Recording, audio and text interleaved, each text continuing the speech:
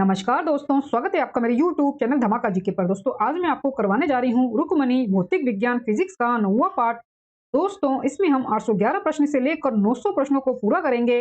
सभी प्रश्नों के उत्तर आपको विस्तार सहित देखने को और पढ़ने को मिलेंगे। सभी प्रश्न जो है एग्जाम सेलेक्टेड हैं, किसी न किसी परीक्षा में अवश्य पूछे गए हैं, इसलिए आप वीडियो को पूरा जरूर देखें। और वीडियो अच्छा लगे तो प्लीज वीडियो को लाइक और शेयर जरूर करें और मेरे यूट्यूब चैनल धमाका जीके को सब्सक्राइब जरूर करें, जिससे आगे भी आपको मेरी एग्जाम रिलेटेड वीडियो मिलती रहे। चलिए दोस्तों वीडियो शुरू करते हैं। दोस्तों 9वें पार्ट का 811 प्रश्न हमारे सामने। सूर्य ग्रहण होता है जब, आंसर है इसका सूर्य और पृथ्वी के बीच चंद्रमा आ जाता है। सूर्य और पृथ्वी के बीच चंद्रमा आ जाता है। सूर्य और पृथ्वी के बीच चंद्रमा के आ जाने के कारण सूर्य ग्रहण होता है। सूर्य और चंद्रमा के बीच पृथ्वी के आ जाने के कारण चंद्र ग्रहण होता है। तो ये आप जरूर याद रखिए कि सूर्य और पृथ्वी के बीच यदि चंद्रमा बीच में आ जाए तो सूर्य ग्रहण कहलाता है, और सूर्य और चंद्रमा के बीच यदि पृथ्वी आ जाए तो वो चंद्र ग्रहण कहलाता है। तो ये आप जरूर याद रखें। जब किसी भारी नाभिक के टूटने से दो छोटे नाभिक बनते हैं तो विशाल मात्रा में ऊर्जा उत्सर्जित होती है। इस क्रिया को कहते हैं, आंसर है इसका नाभिकीय विखंडन। जब किसी भारी नाभिक के टूटने से दो छोटे नाभिक बनते हैं तब अत्यधिक मात्रा में ऊर्जा निकलती है। ये नाभिकीय विखंडन कहलाता है। ये नाभिकीय विखंडन कहलाता है। सौर सेल परिवर्तित करती है। सौर सेल परिवर्तित करती है, आंसर है इसका सौर ऊर्जा को वैद्युत ऊर्जा में। सौर ऊर्जा को वैद्युत ऊर्जा में, सौर ऊर्जा को वैद्युत ऊर्जा में सौर सेल परिवर्तित करती है। सूर्य में कौन सा तत्व सर्वाधिक मात्रा में रहता है, आंसर है इसका हाइड्रोजन। आंसर है इसका हाइड्रोजन। हाइड्रोजन जो है वो सूर्य में सर्वाधिक मात्रा में रहता है। हाइड्रोजन जो है वो सूर्य में सर्वाधिक मात्रा में रहता है। नाभिकीय विखंडन में ट्रिगर क्या है। नाभिकीय विखंडन में ट्रिगर क्या है, आंसर है इसका न्यूट्रॉन। नाभिकीय विखंडन में ट्रिगर के रूप में न्यूट्रॉन का उपयोग होता है। ये आप जरूर याद रखें कि जो नाभिकीय विखंडन है उसमें ट्रिगर के रूप में न्यूट्रॉन का उपयोग होता है। 816 प्रश्न दोस्तों, न्यूक्लियर पावर स्टेशन में ऊष्मा उत्पन्न करने हेतु साधारणतः किस ईंधन का उपयोग होता है। न्यूक्लियर पावर स्टेशन में ऊष्मा उत्पन्न करने हेतु साधारणतः किस ईंधन का प्रयोग होता है, आंसर है इसका यूरेनियम 235। न्यूक्लियर पावर स्टेशन में ऊष्मा उत्पन्न करने हेतु यूरेनियम 235 ईंधन जो है इसका उपयोग किया जाता है। सभी भारी रेडियो सक्रिय तत्व अंतिम रूप में परिवर्तित होते हैं, आंसर है इसका सीसा में। सभी रेडियो सक्रिय तत्व अंतिम रूप से सीसा में परिवर्तित होते हैं। सभी रेडियो जो सक्रिय तत्व हैं वो अंतिम रूप से सीसा में परिवर्तित होते हैं। नाभिक का आकार है 10 की पावर -15 मीटर के। 10 की पावर -15 मीटर के नाभिक का आकार 10 की पावर -15 मीटर के होता है। 10 की पावर -15 मीटर के बराबर होता है नाभिक का आकार। डायनामाइट बनाने में किस द्रव का उपयोग किया जाता है। डायनामाइट बनाने में किस द्रव का उपयोग किया जाता है, आंसर है इसका नाइट्रोग्लिसरीन। नाइट्रोग्लिसरीन का जो उपयोग है वो डायनामाइट बनाने में होता है। रेडियो धर्मिता की खोज किसने की, आंसर है इसका हेनरी बैक्यूरेल ने। रेडियो धर्मिता की खोज 1886 में हेनरी बैक्यूरेल के द्वारा की गई थी। रेडियो धर्मिता की खोज 1886 ईस्वी में हेनरी बैक्यूरेल के द्वारा की गई थी। सूर्य की रेडिएंट ऊर्जा किससे उत्पन्न होती है। सूर्य की रेडिएंट ऊर्जा किससे उत्पन्न होती है, आंसर है इसका नाभिकीय संलयन। सूर्य में रेडिएंट ऊर्जा नाभिकीय संलयन के द्वारा उत्पन्न होती है। नाभिकीय रिएक्टर में मंदक के रूप में इसमें से किसका उपयोग होता है। नाभिकीय रिएक्टर में मंदक के रूप में इसमें से किसका उपयोग होता है, आंसर है इसका ए एवं बी, यानी कि भारी जल और ग्रेफाइट दोनों का ही जो है नाभिकीय रिएक्टर में मंदक के रूप में उपयोग किया जाता है। नाभिकीय रिएक्टर में मंदक के रूप में भारी जल और ग्रेफाइट का उपयोग होता है मंदक के रूप में। तंतु प्रकार के प्रकाश बल्ब में प्रयोग की गई अधिकांश विद्युत शक्ति प्रकट होती है, आंसर है इसका दृश्य प्रकाश के रूप में। तंतु प्रकार के प्रकाश बल्ब में प्रयोग की गई अधिकांश विद्युत शक्ति दृश्य प्रकाश के रूप में प्रकट होती है। दृश्य प्रकाश के रूप में प्रकट होती है। न्यूक्लियर रिएक्टर में मॉडरेटर का कार्य होता है। न्यूक्लियर रिएक्टर में मॉडरेटर का कार्य होता है, आंसर है इसका न्यूट्रॉनों की लोड को कम करना। न्यूट्रॉनों की लोड को कम करना नाभिकीय रिएक्टर में मॉडरेटर का कार्य है। न्यूट्रॉनों की लोड को कम करना नाभिकीय रिएक्टर में मॉडरेटर का कार्य है। 825 प्रश्न दोस्तों, सूर्य के प्रकाश का कितना भाग इंफ्रारेड रेंज होता है। सूर्य के प्रकाश का कितना भाग इंफ्रारेड रेंज होता है, आंसर है इसका 1/3 भाग। 1/3 भाग। सूर्य के प्रकाश का 1/3 जो भाग है वो इंफ्रारेड रेज होता है। द्रव्यमान ऊर्जा समतुल्यता का संबंध E बराबर mc की पावर 2 का प्रतिपादन किसने किया था? द्रव्यमान ऊर्जा समतुल्यता का संबंध E बराबर है mc की पावर 2 का प्रतिपादन किसने किया था? आंसर है इसका आइंस्टीन ने। द्रव्यमान ऊर्जा समतुल्यता का संबंध E बराबर mc की पावर 2 का प्रतिपादन आइंस्टीन के द्वारा किया गया था। यह आप जरूर याद रखें। नाभिकीय रिएक्टर में न्यूट्रॉन को शोषित करने वाला तत्व है। नाभिकीय रिएक्टर में न्यूट्रॉन को शोषित करने वाला तत्व है। आंसर इसका कैडमियम। आंसर इसका कैडमियम। नाभिकीय रिएक्टर में न्यूट्रॉन को कैडमियम एवं बोरान के छड़ के द्वारा अवशोषित किया जाता है। नाभिकीय रिएक्टर में न्यूट्रॉन को कैडमियम एवं बोरान के छड़ के द्वारा अवशोषित किया जाता है। धावक ट्रैक में दौड़ते समय मोड़ पर बाईं ओर क्यों झुकता है? आंसर है इसका अभिकेंद्रीय बल के कारण। अभिकेंद्रीय बल के कारण। अभिकेंद्रीय बल के कारण धावक ट्रैक में दौड़ते समय मोड़ पर बाईं ओर झुकता है। अभिकेंद्रीय बल के कारण धावक ट्रैक में दौड़ते समय मोड़ पर बाईं ओर झुकता है। दोस्तों ये प्रश्न बहुत इंपॉर्टेंट है, ये हजारों बार पूछा गया एग्जाम में, तो ये आप जरूर याद रखें कि जो धावक है वो ट्रैक में जब दौड़ता है तो दौड़ते समय मोड़ पर जो बाईं ओर है वो अभिकेंद्रीय बल के कारण झुकता है। नेक्स्ट क्वेश्चन है दोस्तों, कौन सा प्रोजेक्टाइल प्रक्षेप्य का उदाहरण है? आंसर है इसका हवा में फेंकी हुई गेंद। हवा में फेंकी हुई गेंद प्रोजेक्टाइल प्रक्षेप्य का उदाहरण है। जब कोई पिंड पृथ्वी से क्षैतिज दिशा में फेंका जाता है तो वह गति प्रक्षेप्य गति होती है। गति पथ परवलयिक होता है जिसे प्रक्षेप्य पथ कहते हैं, जिसे प्रक्षेप्य पथ कहते हैं। भारत के अधिकांश घरेलू उपकरण निम्नलिखित नियत विद्युत सप्लाई की आवृत्ति पर कार्य करते हैं। भारत के अधिकांश घरेलू उपकरण निम्नलिखित नियत विद्युत सप्लाई की आवृत्ति पर कार्य करते हैं। आंसर है इसका 50 हर्ट्ज। भारत के अधिकांश घरेलू उपकरण 50 हर्ट्ज विद्युत सप्लाई की आवृत्ति पर कार्य करते हैं। बल को मापा जा सकता है। बल को मापा जा सकता है। आंसर है इसका स्प्रिंग तुला के प्रयोग द्वारा। स्प्रिंग तुला के प्रयोग द्वारा बल को मापा जा सकता है। थर्मामीटर से मानव शरीर का ताप मापा जाता है। कैलोरीमीटर से ऊष्मा की मात्रा ज्ञात करने के लिए काम में आता है। एक तालाब के तल में पड़ा हुआ एक पत्थर अपने वास्तविक स्थान से उच्च बिंदु पर रखा हुआ प्रतीत होता है, यह किस संवृत्ति के कारण है? आंसर है इसका प्रकाश का अपवर्तन। प्रकाश का अपवर्तन। प्रकाश के अपवर्तन के कारण एक तालाब के तल में पड़ा हुआ एक पत्थर अपने वास्तविक स्थान से ऊपर रखा हुआ प्रतीत होता है। ये आप जरूर याद रखें। तरंगें जो कि धातुओं में संचारित होती हैं। तरंगें जो कि धातुओं में संचारित होती हैं। आंसर इसका ए और बी दोनों। केवल अनुदैर्ध्य और केवल अनुप्रस्थ दोनों ही तरंगे जो हैं वो संचारित होती हैं धातुओं में। धातुओं में अनुप्रस्थ एवं अनुदैर्ध्य तरंगे संचारित होती हैं।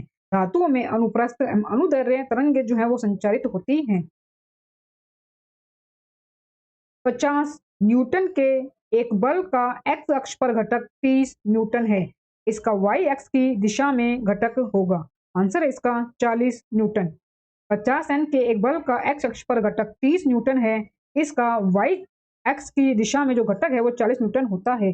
इसमें आप y को निकालने के लिए 50 की अंडर रूट की स्क्वायर और माइनस में 30 की अंडर रूट में आप स्क्वायर करके आप इसको निकाल सकते हो। तो इसका आंसर आपका बनेगा 40 न्यूटन। 0 डिग्री सेल्सियस पर 5 ग्राम बर्फ और 45 डिग्री सेल्सियस पर 20 ग्राम जल को मिश्रित किया जाता है। मिश्रण का तापमान होगा। आंसर इसका 40 डिग्री सेल्सियस।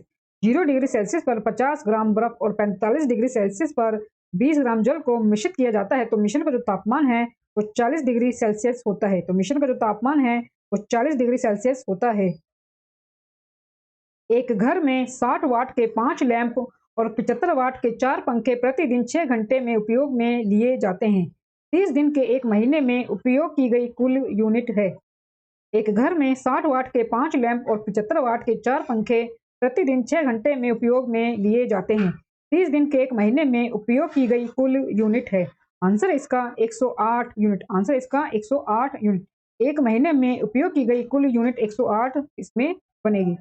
हम इसको निकाल सकते हैं दोस्तों कि हम पहले इसका एक दिन का टोटल हम जो वाट इसका यूज हो रहा है हम वाट निकाल लेते हैं कि 60 वाट के 5 लैंप हैं और कुल वो 6 घंटे उपयोग में लिए जाते हैं और उसको हम 30 दिन से अगर हम मल्टीप्लाई कर देंगे तो हमारा कुल हमारा वाट ये बन जाएगा। और 75 वाट के 4 पंखे 6 घंटे प्रतिदिन जलाए जाते हैं तो उससे भी हम 30 को गुना करके टोटल हम उसका भी वाट हम 30 दिन का निकाल लेते हैं। दोनों यूनिट्स को दोनों जो वाट्स की जो कुल टोटल बनते हैं उनको हम प्लस करके उसको हम यूनिट में 1000 से भाग देंगे तो वो हमारे यूनिट में निकल के आएगा, तो कुल 108 यूनिट हमारा निकल के आ जाएगा। तो कुल 30 दिनों का हमारा यूनिट जो बन जाएगा वो 108 यूनिट हमारा बन जाएगा। एक स्थायी चुंबक किसी निश्चित बिंदु पर चुंबकीय क्षेत्र B उत्पन्न करता है। यदि इसे 2 बराबर भागों में काट दिया जाए तो उस बिंदु पर उत्पन्न चुंबकीय क्षेत्र होगा। आंसर है इसका B बटे में 2, B बटे में 2।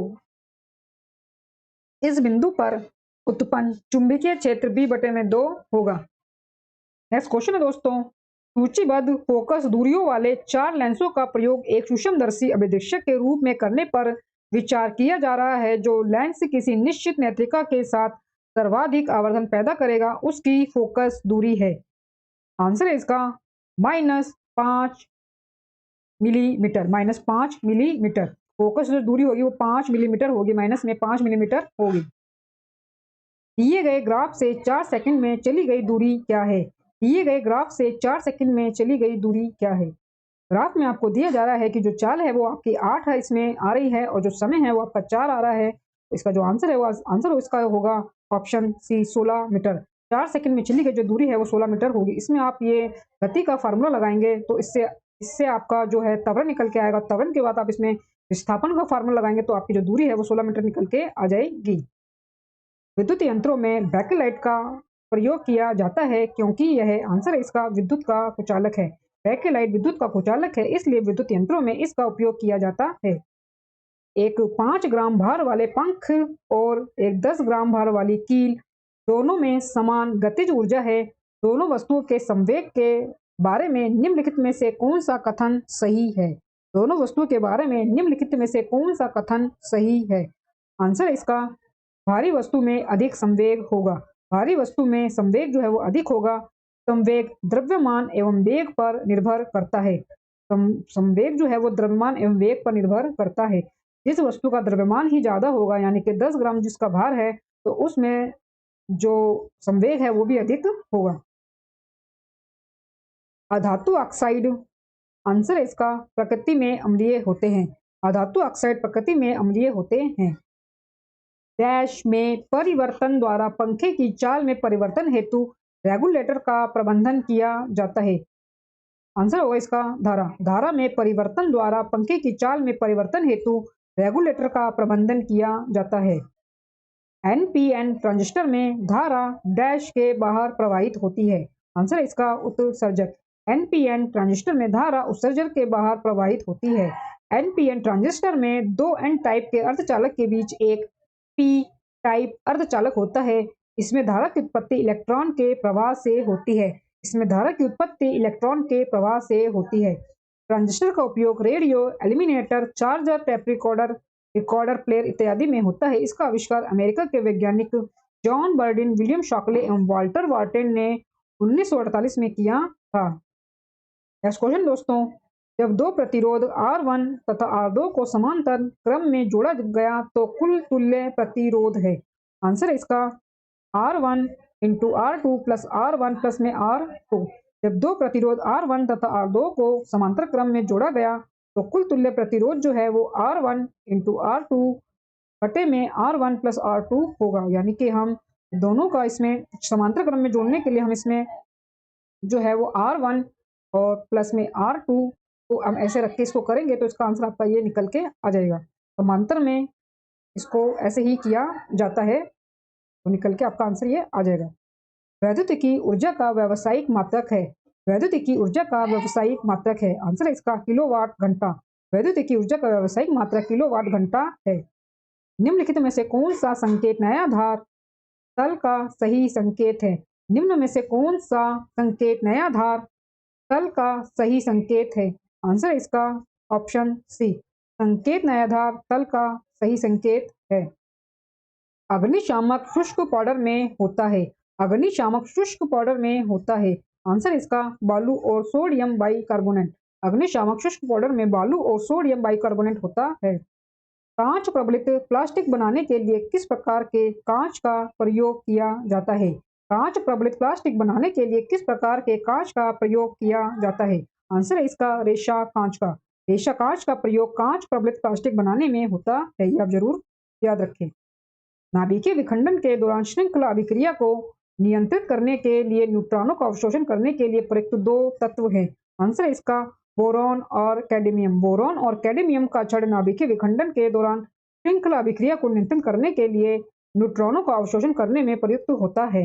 बोरॉन और कैडमियम का छड़ नाभिकीय विखंडन के दौरान श्रृंखला अभिक्रिया को नियंत्रित करने के लिए न्यूट्रॉनों का अवशोषण करने में प्रयुक्त होता है। एक कागज का टुकड़ा और एक क्रिकेट बॉल को एक ही ऊंचाई से गिराए गए हैं, निम्नलिखित में से किस परिस्थिति में दोनों एक साथ पृष्ठ पर पहुंचेंगे? एक कागज का टुकड़ा और एक क्रिकेट बॉल एक ही ऊंचाई से गिराए गए हैं, निम्नलिखित में से किस परिस्थिति में दोनों एक साथ पृष्ठ पर पहुंचेंगे? आंसर है इसका यदि उन्हें निर्वात में गिराया जाए। एक ऊंचाई से निर्वात में गिराए जाने पर ही कागज का टुकड़ा और एक क्रिकेट बॉल दोनों एक साथ पृष्ठ पर पहुंचेंगे। ऊष्मा को वैद्युत ऊर्जा में परिवर्तन करने के लिए प्रयोग किया जाता है। आंसर है इसका थर्मोकपल का। थर्मोकपल का जो प्रयोग है वो ऊष्मा का वैद्युत ऊर्जा में परिवर्तित करने के लिए किया जाता है, ये आप जरूर याद रखें। दोस्तों अगर अच्छा लग रहा हो तो प्लीज वीडियो को लाइक और शेयर जरूर करें और मेरे यूट्यूब चैनल धमाका जीके को सब्सक्राइब जरूर करें, जिससे आगे भी आपको मेरे एग्जाम रिलेटेड वीडियो मिलते रहे। दोस्तों आगे बढ़ते हैं हम। बॉल पेन किस सिद्धांत पर काम करता है? बॉल पेन किस सिद्धांत पर काम करता है? आंसर इसका पृष्ठीय तनाव पर। पृष्ठीय तनाव के सिद्धांत पर बॉल पेन कार्य करता है। पृष्ठीय तनाव के सिद्धांत पर बॉल पेन कार्य करता है। असमान द्रव्यमान वाले दो पत्थर समान वेग से ऊर्ध्वाधर फेंके गए हैं, निम्नलिखित में से क्या घटित होगा? असमान द्रव्यमान वाले दो पत्थर समान वेग से ऊर्ध्वाधर ऊपर फेंके गए हैं, निम्नलिखित में से क्या घटित होगा? आंसर इसका दोनों बराबर ऊंचाई तक जाएंगे। दोनों बराबर ऊंचाई तक जाएंगे। असमान द्रव्यमान वाले दो पत्थर समान वेग से ऊर्ध्वाधर ऊपर फेंके गए हैं, तो पृथ्वी के गुरुत्वाकर्षण बल के कारण दोनों बराबर ऊंचाई तक जाएंगे। 855 प्रश्न दोस्तों, प्राकृतिक रबड़ को मजबूत और अधिक उछाल वाला बनाने के लिए उसमें मिलाया जाने वाला पदार्थ है। आंसर इसका सल्फर। प्राकृतिक रबड़ को मजबूत और अधिक उछाल वाला बनाने के लिए उसमें सल्फर मिलाया जाता है। उसमें सल्फर मिलाया जाता है। दूरस्थ स्थानों पर विद्युत चुंबकीय तरंग भेजने वाला पहला वैज्ञानिक है। आंसर इसका Heinrich hertz. Heinrich hertz. Heinrich hertz दूरस्थ स्थानों पर विद्युत चुंबकीय तरंगे भेजने वाला पहला वैज्ञानिक है, या जरूर याद रखें। प्रारंभिक विराम स्थिति के एक पिंड पर एक समान बल का प्रयोग किया जाता है, उसकी गतिज ऊर्जा के परिवर्तन की दर का विचरण किस प्रकार होगा? प्रारंभिक विराम स्थिति के एक पिंड पर एक समान बल का प्रयोग किया जाता है, उसकी गतिज ऊर्जा के परिवर्तन की दर का विचरण किस प्रकार होगा? आंसर इसका काल के वर्ग के साथ रेखीकृत। प्रारंभिक विराम स्थिति के एक पिंड पर एक समान बल का प्रयोग किया जाता है, उसकी गतिज ऊर्जा के परिवर्तन की दर का विचरण काल वर्ग के साथ रेखीकृत होता है, यह जरूर याद रखें। एक जेट वायुयान 2 मैक के वेग से हवा में उड़ रहा है। जब ध्वनि का वेग 332 मीटर पर सेकंड है, तो वायुयान की चाल कितनी है? एक जेट वायुयान 2 मैक के वेग से हवा में उड़ रहा है। जब ध्वनि का वेग 332 मीटर पर सेकंड है, तो वायुयान की चाल कितनी है? आंसर है इसका 664 मीटर पर सेकंड। वायुयान की जो चाल है वो 2 गुना में 332 पर मीटर सेकंड, यानी कि 664 मीटर सेकंड, इसमें आंसर इसका बन जाएगा। निम्नलिखित कथनों में से कौन सा एक सही है? निम्नलिखित कथनों में से कौन सा एक सही है? कथन आपको दिए गए हैं। मुख कोटर की जांच के लिए डॉक्टरों द्वारा उत्तल दर्पण का इस्तेमाल किया जाता है। अवतल दर्पण परावर्तक के रूप में इस्तेमाल किए जाते हैं। उत्तल दर्पण परावर्तक के रूप में इस्तेमाल किए जाते हैं। उत्तल दर्पणों को हजामत बनाने के लिए इस्तेमाल करना चाहिए। आंसर इसका ऑप्शन बी। आंसर इसका ऑप्शन बी। अवतल दर्पण परावर्तक के रूप में इस्तेमाल किए जाते हैं। केवल ये बी ऑप्शन आपका सही है। केवल बी जो ऑप्शन है ये आपका सही है कि अवतल दर्पण परावर्तक के रूप में इस्तेमाल किए जाते हैं। प्रकाशिक तंतु के आकार के बावजूद प्रकाश उसमें प्रगामी होता है, क्योंकि वह एक ऐसा यंत्र है जिससे संकेतों को एक जगह से दूसरी जगह स्थानांतरित किया जा सकता है। वह किस परिघटना पर आधारित है? आंसर इसका प्रकाश का पूर्ण आंतरिक परावर्तन। प्रकाश का पूर्ण आंतरिक परावर्तन।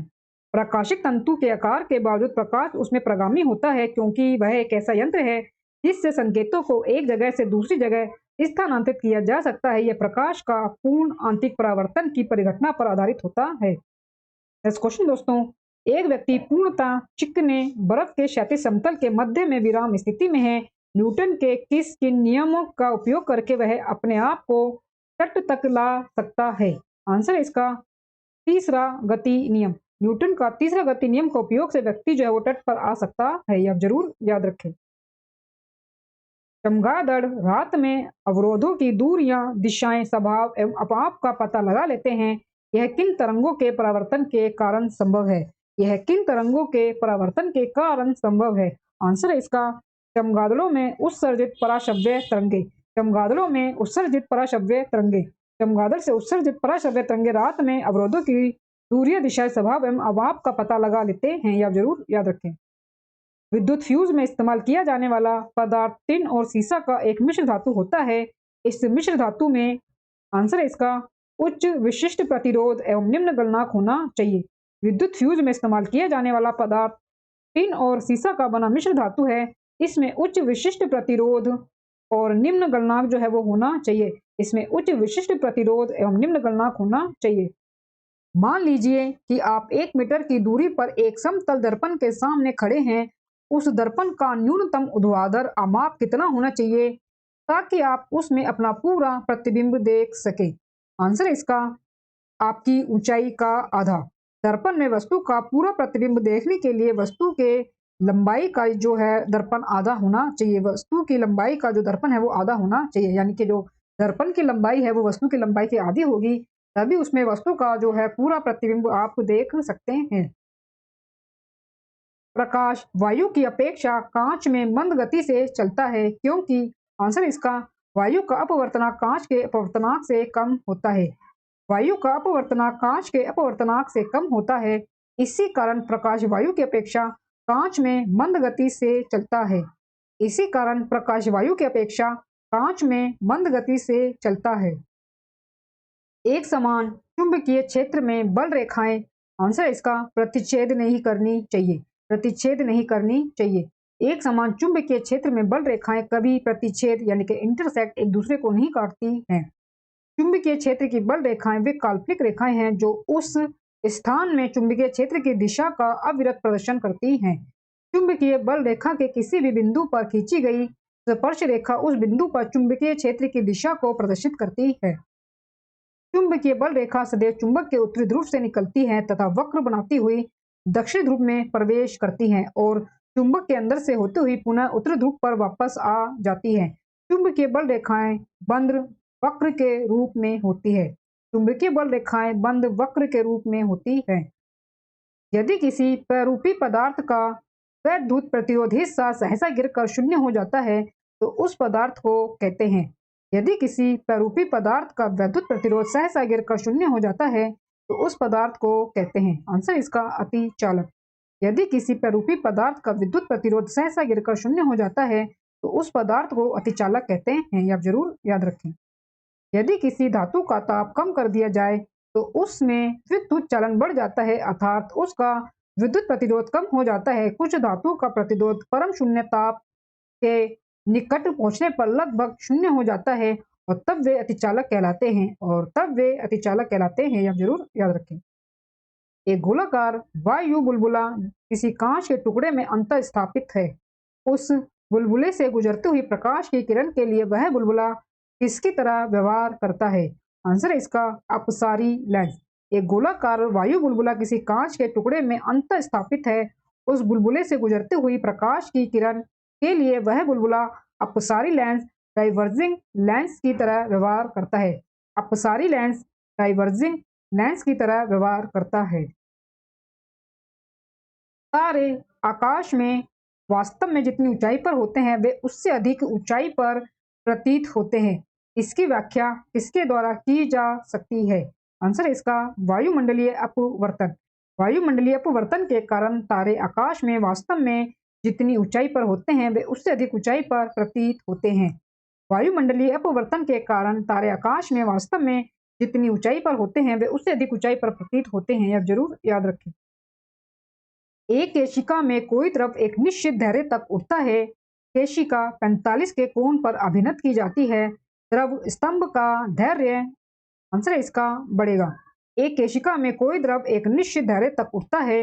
केशिका 45 के कोण पर अभिनत की जाती है। द्रव स्तंभ का धैर्य जो है वो बढ़ेगा। द्रव स्तंभ का जो धैर्य है वो बढ़ेगा। V का द्रव्यमान A के द्रव्यमान का 4 गुना है। V का द्रव्यमान A के द्रव्यमान का 4 गुना है। V A के वेग के आधे वेग से गतिमान होता है। V जो है वो A के वेग के आधे वेग से गतिमान होता है। तो B में आंसर इसका A की गतिज ऊर्जा के बराबर गतिज ऊर्जा होगी। A की गतिज ऊर्जा के बराबर गतिज ऊर्जा होगी। V का द्रव्यमान A के द्रव्यमान का 4 गुना है। V A के वेग के आधे वेग से गतिमान होता है।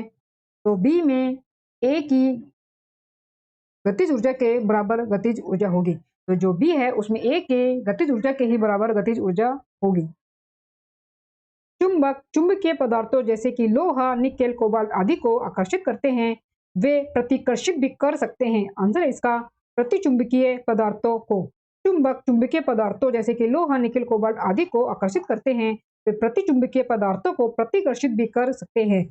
प्रतिचुंबकीय पदार्थ वैसे चुंबकीय पदार्थ जो सबल चुंबकीय क्षेत्र से निर्बल चुंबकीय क्षेत्र की ओर जाते हैं प्रतिचुंबकीय कहलाते हैं। जैसे कि जस्ता, तांबा, चांदी, सोना, नमक, जल, अल्कोहल आदि ये सभी जो है प्रतिचुंबकीय पदार्थ है।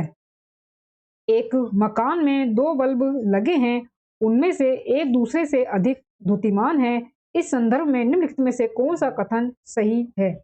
इस संदर्भ में निम्नलिखित में से कौन सा कथन सही है? आंसर है इसका बंद बल्ब का प्रतिरोध अधिक है। मंद बल्ब का प्रतिरोध अधिक है। एक मकान में 2 बल्ब लगे हैं, उनमें से एक दूसरे से अधिक द्युतिमान है। मंद बल्ब का प्रतिरोध अधिक होता है। मंद बल्ब का जो प्रतिरोध है वो अधिक होता है। 874 प्रश्न दोस्तों, सूची 1 को सूची 2 से सम्मिलित कीजिए तथा सूचियों के नीचे दिए गए कूट का प्रयोग कर सही उत्तर चुनिए। सूची हमें दी गई है जिसमें हमें परिघटनाएं दी गई हैं और सूची 2 में हमें उसके कारण दिए गए हैं। तो जो अनुरणन परिघटना है, बी में हमें दिया गया है अनुनाद, सी में हमें दिया गया है प्रकाश का अपवर्तन। हमारा आंसर इसमें ऑप्शन डी 3, 1, 4 अनुरणन दीर्घ प्रतिध्वनि से जो है कारण होता है। अनुरणन जो है वो दीर्घ प्रतिध्वनि के कारण होता है। अनुनाद तब होता है जब 2 समान आवृत्ति वाली तरंग अध्यारोपित होती है। प्रकाश का अपवर्तन तब होता है जैसे ही प्रकाश की एक किरण दूसरे माध्यम में प्रवेश करती है। जैसे ही प्रकाश की एक किरण दूसरे माध्यम में प्रवेश करती है। एक चिकित्सक द्वारा प्रयुक्त होने वाला स्टेथोस्कोप किस परिघटना पर आधारित होता है? एक चिकित्सक द्वारा प्रयुक्त होने वाला स्टेथोस्कोप किस परिघटना पर आधारित होता है? आंसर इसका ध्वनि तरंगों का बहुपरावर्तन। ध्वनि तरंगों का बहुपरावर्तन। ध्वनि तरंगों का बहुपरावर्तन की परिघटना पर आधारित एक चिकित्सक द्वारा प्रयुक्त होने वाला स्टेथोस्कोप होता है। यह जरूर याद रखें। दोस्तों अगर अच्छा लग रहा हो तो प्लीज वीडियो को लाइक और शेयर जरूर करें और मेरे यूट्यूब चैनल धमाका जीके को सब्सक्राइब जरूर करें, इससे आगे भी आपको मेरी एग्जाम रिलेटेड वीडियो मिलते रहे। दोस्तों आगे हमारे पास 876 प्रश्न, एक वस्तु के स्वतंत्र रूप में गिरने के दौरान आंसर इसका इसकी स्थितिज ऊर्जा घटती है और गतिज ऊर्जा इसकी बढ़ती है। एक वस्तु के स्वतंत्र रूप में गिरने के दौरान वस्तु की स्थितिज ऊर्जा घटती है और गतिज ऊर्जा जो है वो बढ़ती है। स्थितिज ऊर्जा घट जाती है और गतिज ऊर्जा जो है वो बढ़ जाती है। जब किसी तालाब के शांत जल में पत्थर फेंका जाए तो तालाब में जल के पृष्ठ पर उठने वाली लहरें होती है। आंसर है इसका अनुप्रस्थ तरंगे। जब किसी तालाब के शांत जल में पत्थर फेंका जाता है तब तालाब में जल के पृष्ठ पर उठने वाली जो लहरें हैं या जो तरंगे हैं वो अनुप्रस्थ तरंगे होती हैं। अनुप्रस्थ तरंगे होती हैं, आप जरूर याद रखें। एक ट्रेन जैसे ही चलना आरंभ करती है उसमें बैठे हुए यात्री का सिर पीछे की ओर झुक जाता है, इसका कारण है। आंसर है स्थिरता का जड़त्व। स्थिरता का जड़त्व के कारण एक ट्रेन जैसे ही चलना प्रारंभ करती है उसमें बैठे हुए यात्री का सिर पीछे की ओर झुक जाता है। उसमें बैठे हुए यात्री का जो सिर है वो पीछे की ओर जो है वो स्थिरता के नियम के कारण जो है वो झुक जाता है। ये आप जरूर याद रखें। नेक्स्ट क्वेश्चन दोस्तों, टेलीविजन ग्राही के दूरस्थ नियंत्रण में किस प्रकार की वैद्युत चुंबकीय विकिरण प्रयोग में लाई जाती है? आंसर है इसका अवरक्त।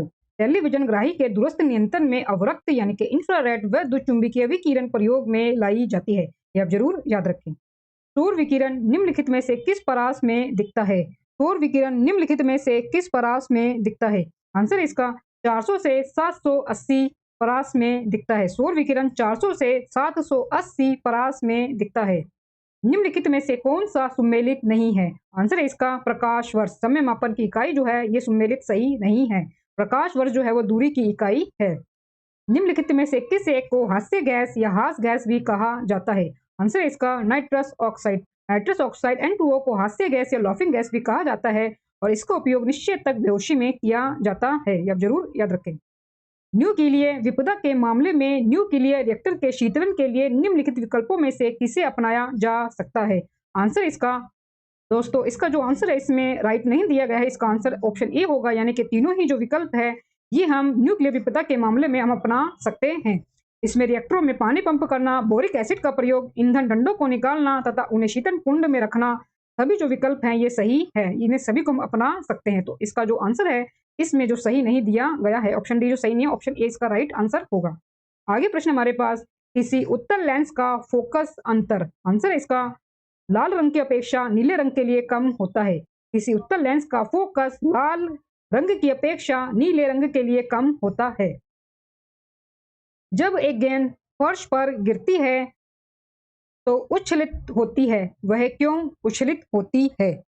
जब एक गेंद एक फर्श पर उछलित होती है तो वह क्यों उछलित होती है? आंसर है इसका संघटक के दौरान फर्श गेंद पर बल डालता है। संघटक के दौरान फर्श गेंद पर बल डालता है। जब एक गेंद फर्श पर गिरती है तो उछलित होती है क्योंकि संघटक के दौरान फर्श गेंद पर बल डालता है। आगे प्रश्न हमारे पास, एक पिंड का पृथ्वी पर द्रव्यमान 6 किलोग्राम है। अगर इसके द्रव्यमान को चंद्रमा पर मापा जाए तो कितना होगा? आंसर है इसका 6 किलोग्राम। द्रव्यमान जो है वो पूरे ब्रह्मांड में हर जगह एक समान ही होता है। किसी वस्तु का द्रव्यमान पृथ्वी पर जितना होता है, इसी वस्तु का द्रव्यमान चंद्रमा पर लगभग, चंद्रमा पर जो द्रव्यमान है और जो पृथ्वी पर द्रव्यमान वो सेम रहता है, परंतु भार में डिफरेंस होता है। तो जो भार है ना वो हमारा पृथ्वी का 1/6 भाग जो है वो चंद्रमा पर हो जाएगा। चंद्रमा पर अगर हमें भार निकालना है तो पृथ्वी के भार का 1/6 भाग हो जाएगा। अगर पृथ्वी पर भार 6 किलोग्राम दिया गया है तो चंद्रमा पर भार जो है वो 1/6 हो जाएगा, तो 1 किलोग्राम भार हो जाएगा।